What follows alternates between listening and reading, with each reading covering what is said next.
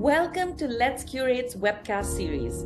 We're so thrilled to be presenting an amazing lineup of creators at this year's Art Expo exhibition in New York City. One of the most sought after international events in the art world, this event attracts over 200 galleries, artists, and publishers showcasing exciting artwork, ceramics, sculptures, and much more. Today, I'm speaking to Melissa Waters, an Australian artist who specializes in acrylic, collage, and mixed media. We will be sharing links to her work for Art Expo, and it will also be available on our website. Hi, Melissa. Good morning, and thank you so much for joining us today. Good morning, Meghna. I'm happy to be here. I know, we are so thrilled. You know, it's always, like I was saying earlier when we were talking behind the scenes, it's always exciting to present new work, and I'm especially thrilled with your kind of medium, which, you know, we've not done in a really long time. So it's our honor to present your work. So thank you so much. I would love to begin by you telling us a little bit about yourself and your background. Okay, I grew up actually not in North Queensland where I am now, but in South Australia. And my mother was a watercolorist and painter, and I think she inspired me from an early age to, to explore painting particularly. I never really sort of got on top of watercolor, but I loved painting and drawing. So I followed that through later on, where I went to, after school, I went to art school, Adelaide Art School, it was called. I guess it's like your colleges. But, and then from there, I went to Victoria, to Monash University, to do my Bachelor of Fine Arts. And then when I came up to North Queensland, which is a tropical area, I finished a Masters of Creative Arts at James Cook University. So really that's, my background in a very short time. I know, it sounds like you said it's a short period of time, but it's almost a lifetime to build up, build up your perspective and build up your own unique style and discover your own signature, I guess your signature style, as I said earlier. So, going along this line, I feel every artist, whatever medium they choose, they have a very clear perspective. It could change over, like you work with acrylics and then you work with mixed media, but there is a certain philosophy that I see that is kind of centers you as an artist. What is your philosophy? What is the essence of the Melissa Waters style of artwork? Well, I think a lot of it is to do with, I feel, my strong feeling for social justice. Whether it's about the environment or whether it's about, like our Indigenous community here, refugees coming to Australia, housing, we have, problems with housing. So as well as my artwork, I've worked in those areas as well. So that has always been my inspiration, is the feeling, I guess, of fairness in our, and as women as well too. I guess that, thing where we've had that, the Me Too movement, like things that, have not changed for a long time. So I guess my artwork has been often around that. And it's not always about that, because, I do enjoy fun times as well, where I play with materials and what have you. But there is always that seed in the background of social justice. So, a lot of my work is around that. So that's a strong feeling that I have. That's so interesting. And I feel, and many people have spoken about this, art is such a powerful expression. And it's so personal to everyone. And then when you intertwine, your own strong feelings for a cause or, a piece of land or any other factor of inspiration, it makes it it makes the work even more evocative. I always feel that. And, now that you've mentioned this, I'm going to look at your art with new eyes, because I'm trying to see, the textural effect and all of those things stemming from, your strong feelings about social justice. That's so interesting. Yeah. It's the process behind it is what has been learned over the years, but it's that seed at the bottom, I think, of justice is So, Melissa, how long does it take for you? Do you have a very defined process when you sit down and begin a new a new idea? Do you mull over an idea for many days and then you say, this is great, I'm going to work on this? Or you're just like, you're seized by the moment and you just start painting? I'm always fascinated by that. I think probably my art room or my studio space is really where I am myself. I feel it's I go in there, I put on music, I relax, and then I try and just let things flow.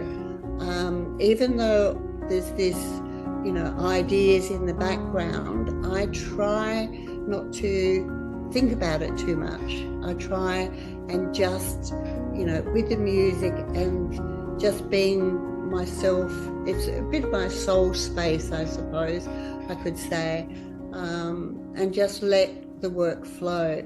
The process is there, and the textures and other things that I play with. So it's really more of playing and then letting whatever is in out. It's a bit hard to describe, but it's trying to just relax and not think about it too much, because I find that my best work is when I don't take control, is when I step back and just let it flow. That's when I think something, something good happens. That's the word I like the most. That is extremely challenging, right? To kind of not want to be in control all the time. Yeah. It's hard. It's hard for most people. Very, very hard. Yeah. The fact that you have now a space where you can let yourself be and then let what's coming, just emerge out of you. I think maybe that's the process that has been fine-tuned over all these years that you've been doing this. And I had another question. Do you know when to stop? Do you know, okay, this is done and I'm ready to kind of let it go? I will stop and then sort of reassess it, because I will then, look at it again and think, no, I feel it needs something more. So it's a continual process, and sometimes I just think, no, I've got to start again. Like I'll paint over it, or it'll become layers, and that's often where the textures and the layers come in, is because I just think, no, not what I want, or not what I'm feeling. So work on it. Interesting. So I want to tell our viewers that you're presenting two beautiful pieces of work for Art Expo New York. The first one is called Swimming in Hot Water. And I would love for you to take us through the whole thing. What inspired this? What does it say to you? What should it say to us?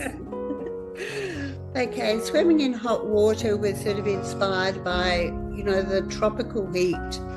And wanting to swim to cool off, but we have a sort of deadly jellyfish up here, so we have to swim in between flags. So it's a netted area that's enclosed, and the water is sort of stirred up, so it's sort of like swimming in hot tea. And because the water in that shallower water will heat up, and I guess it was a thing that, the oceans are heating up, and we live just by the Great Barrier Reef. So that's a concern that things are dying on the reef because of the hot water. And it was just my personal experience is that, you know, you don't cool off in the hot water. It's only if there's a bit of a breeze will you cool off. It's actually not enjoyable swimming in what looks like hot tea. That's quite profound in a way, because it speaks to, you know, swimming is supposed to be this relaxing, leisurely activity, but then you've included that little bit of a vibe where things are not what they seem, and that's, I feel everyone's feeling that, you know, with climate change, and just like you were saying, you know, the environment being in danger. When you explain it, I kind of get the gist of the message that you're trying to give, because like you said, it's ironic, because swimming is actually supposed to be fun, and you have good memories of enjoying yourself, but then this makes you pause because it's something has changed, like you said, things are changing and not in a good way. So that's interesting. Yeah, so you're more reluctant, I think, to swim in the ocean here because of that, those things. And then is that also somewhat interlinked with your second piece, which is Oil and Water? Yes, it's still on that issue of climate change, and just I was also trying to convey in it that even though all of these things are terrible and catastrophic, I guess, is that there's still beauty in it. So, you know, oil and water is a horrible thing and affects the ocean and the sea life. But I guess I was trying to turn some of these things around to say that even though it's nature that still has a beauty, even though it is, you know, something that obviously we don't want to have happen, is in all things like bushfires, floods, all of this is sort of nature having some control. And, you know, even though it seems to be increasing, there is still a beauty in the power of nature, I guess. The oil and water is probably not showing that as much, but it was still that about, you know, the concern for climate change and that we should be doing more than we are. Absolutely. And like you said, it's, you know, without hope there is no good action, because if you're just steeped in thinking about bad things which are happening and it's unavoidable, I think if someone through their work just expresses that there is hope, like you said, there is beauty, you know, we can still get it all back if we tread carefully, and if we, you know, be very careful about our next steps. So this is why it's so, art is very personal, but I always like listening to artists' perspectives, because you can enjoy it from your own personal point of view, but it's also nice to know what was going on in your mind. And I think it enhances the beauty of the work, you know, like you said, swimming in hot water, it's a kind of a grave message because things are not going well. But then there's also, like you said, good things can happen if we believe in it, if we hope for it and act on it. And, you know, I think that does come across very beautifully in your paintings. Is this going to be the Melissa Waters theme for years to come? Are you sensing a change in your style? What can we expect from you? I think the last 3 years has really taught me is to appreciate the beauty around me. I mean, it's probably been more confined because, you know, I've not been going further afield too much. But I think, that's the thing I want to try and express more of is, you know, the value of the beauty that's around us. And, you know, I guess that all fits in with the environment and how we look after the environment. So yes, I think that's probably, most of the inspiration is from, the world around, whether it's, urban areas or natural areas. I think we get a big, I do, to get out into the rainforest or out into the desert, the red earth of the desert, that inspires me. So, those are the areas I'd like to do a bit more travel in Australia. Sort of get in the van and go off and just get that inspiration from, what's around me.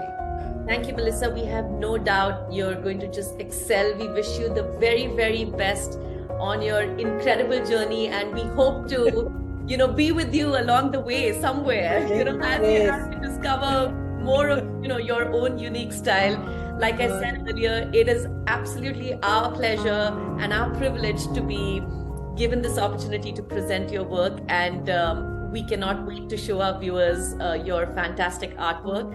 I do want to tell our viewers that Art Expo takes place between March 30th and April 2nd in New York City, but the online art gallery will go live by March 1st. We will be posting this webcast on our YouTube and other social media channels, so you can view and purchase Melissa's work even if you cannot attend in person. For more updates, follow us on Instagram at @lets_curate. Thank you and happy curating, everyone.